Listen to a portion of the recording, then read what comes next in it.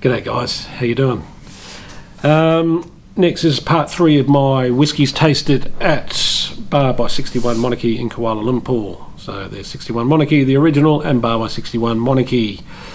Go check them out. I've got a review of 61 Monarchy on this channel, so go look it up, check it out. I'll probably put the link in the description for that one. But if you're in Kuala Lumpur, you want quality whiskey, check those guys out. So anyway, thanks for hosting from those guys. And the next one we're going to move on to, and again, representative, I thought I had a bottle of the one I tasted floating around the house somewhere, but representative, this is the distillery, Shizuoka. Okay. It's one of the up-and-comers, 6 years old, something like that. Roughly that now, Shizuoka, genuine Japanese whiskey, by the way.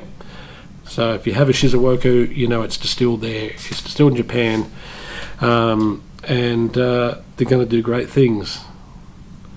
So let's get on the one I tasted, and I will put a pop-up somewhere here that you'll see the actual one I tasted at the bar, which was the Shizuoka Single Malt Pot Still W 2022 edition, and it rang in at 55% ABV.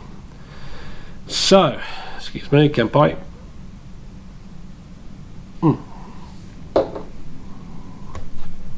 So on the nose,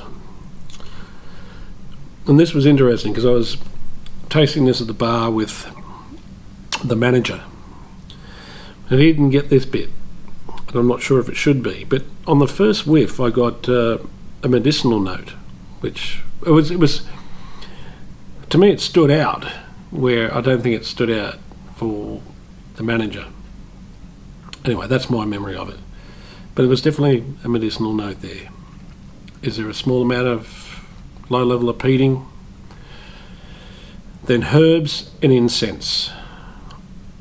There's different jams, a floral note, candied oranges, and stewed rhubarb. Takes me back to when I was a kid. It's super herbaceous. There's a touch of perfume, but don't get me wrong, I don't want you to think it's some sort of like heavy, like someone spraying Chanel number 5 in your face. Nothing like that. It's just that little perfumey note, you know, like a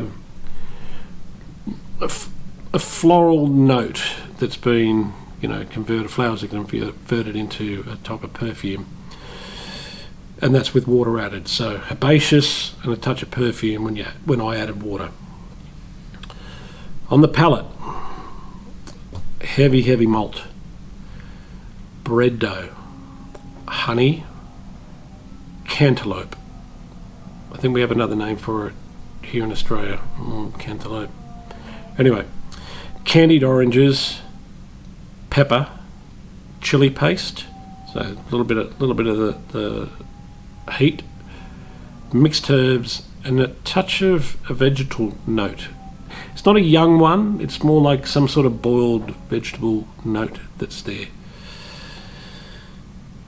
Lots of butter and oiliness with water added and more hot spices, but it wasn't unbalanced. It wasn't just like palate burning and you couldn't taste anything else. And I like spicy whiskies that are balanced, and it was full-bodied. On the finish, I got tobacco leaf. It was medicinal again, or more of that medicinal length that wasn't on the initial palate, and then as it faded out, medicinal again, butter, and again herbaceous. Menthol and olive oil mixed with the balsamic, you know, the one you dip the bread into, with water added, and the finish was long. And when I get to it, I'll tell you, this was my favourite of all of them. Even though I'm a big fan of Chichibu and Kanosuke, Shizuoka just had that little, there was an element that was just, maybe a bit more interesting, a bit more bold. There was something about it that kind of was like, yeah, more interesting, but not by much, but it was definitely there for me. So I said it had excellent complexity and body for a young whiskey. And this one, Kanpai, I rated at 89 out of 100. Again, the Japanese, even the new distilleries, there's not a lot of fails going on. It ain't fail army new distilleries. I don't know where they learnt their craft, or it's just that Japanese meticulous attention to detail, but these even small distilleries are doing wonderful things.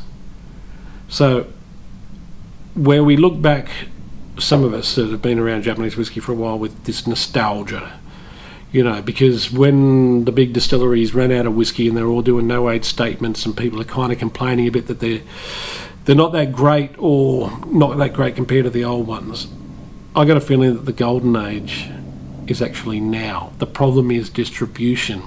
How do you get them? How do you get them in the US? How do you get them in the States? Sorry, how do you get them in the US? How do you get them in the UK, Europe, and that without them costing a bomb? Because I get mine from Japan.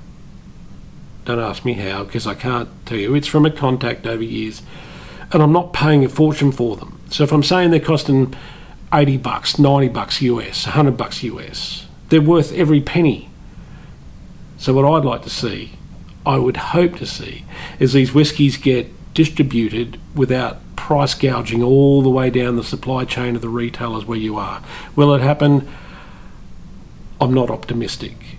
But the new distilleries, if you get a chance, try their stuff. And if you're in Japan, you're in luck.